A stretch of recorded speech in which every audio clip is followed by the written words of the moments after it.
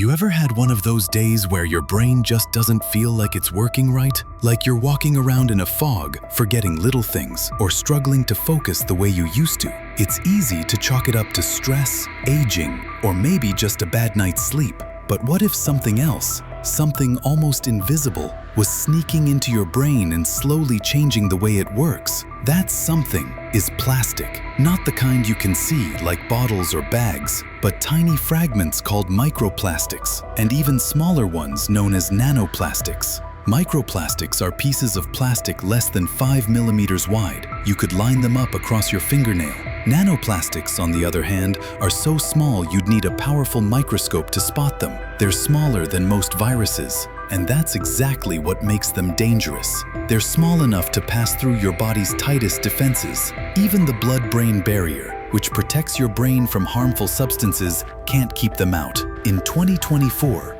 researchers at the University of New Mexico uncovered something both fascinating and deeply alarming. They analyzed preserved human brain tissue, some dating all the way back to the 1990s, and found micro and nanoplastics deeply embedded inside the brain. In fact, the brain had more plastic than any other organ they examined. And here's where it gets even more chilling. The brains of people with dementia had 5 to 7 times more plastic particles than those without. This isn't just a random finding. It points to a pattern that we can't ignore. So how are these plastic particles getting into us? It turns out they're everywhere. We breathe in tiny fibers shed from clothing, furniture, and car tires. We drink water, especially bottled water, that can contain hundreds of thousands of plastic particles in a single liter. Our food, grown in soil exposed to synthetic fertilizers and wrapped in plastic packaging, isn't safe either. Even the lotions and creams we use on our skin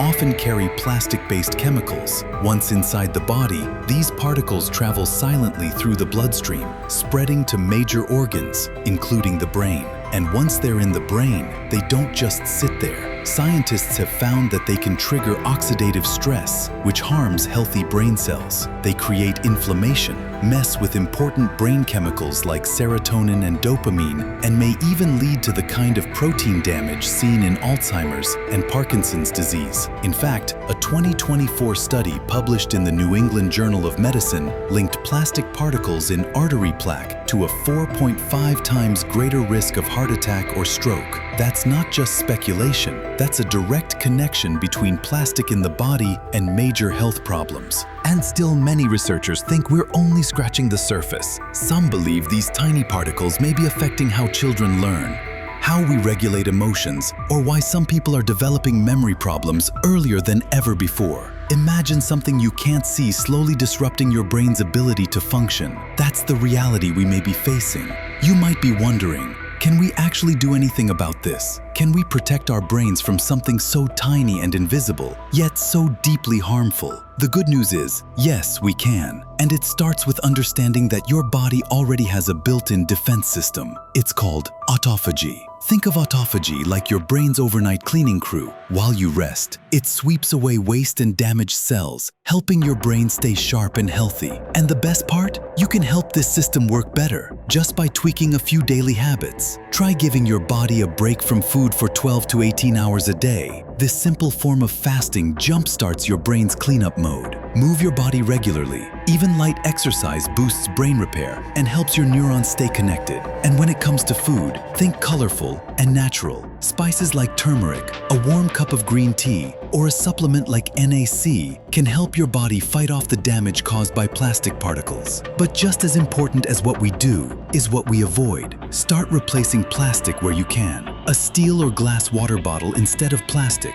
Skip foods wrapped in layers of plastic when possible. Keep your air clean, especially indoors, by using an air purifier. And don't forget your skin. Choose natural, plastic-free products whenever you can. Here's the bigger truth. Plastic pollution isn't just about oceans or distant wildlife anymore. It's in our homes, in our water, in our food. It's even in our bodies, our blood, and our brains. And it's not just affecting us. It could impact our children and their children too. But it's not too late to act. By making one smart choice at a time, we can take back control. We can protect our minds, our health, and our future. Because the most dangerous threats are often the ones we don't see until it's too late. So if this message struck a chord with you, share it with someone you care about. Let's raise awareness about this silent crisis and face it with knowledge, not fear. Stay sharp, stay informed, and take care of that incredible brain of yours. And maybe, just maybe, this is the moment we pause and ask, how did we get here? How did we let something we created for convenience become something that threatens the very thing that makes us human, our minds? The truth is, it wasn't an accident. For decades, powerful industries, oil, chemical, and manufacturing giants pushed plastic as the ultimate solution. Cheap, convenient, and profitable.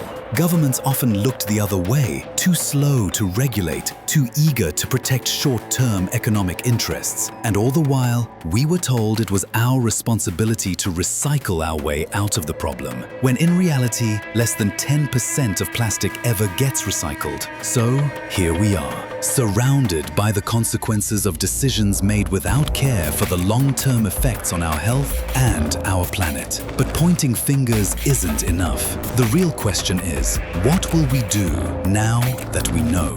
Well, let's not look away. Let's learn, change, and demand better from ourselves, from our leaders, and from the industries that profit off our ignorance. Because the future deserves more than the mistakes of our past. Subscribe. Zeeshan Mehsud.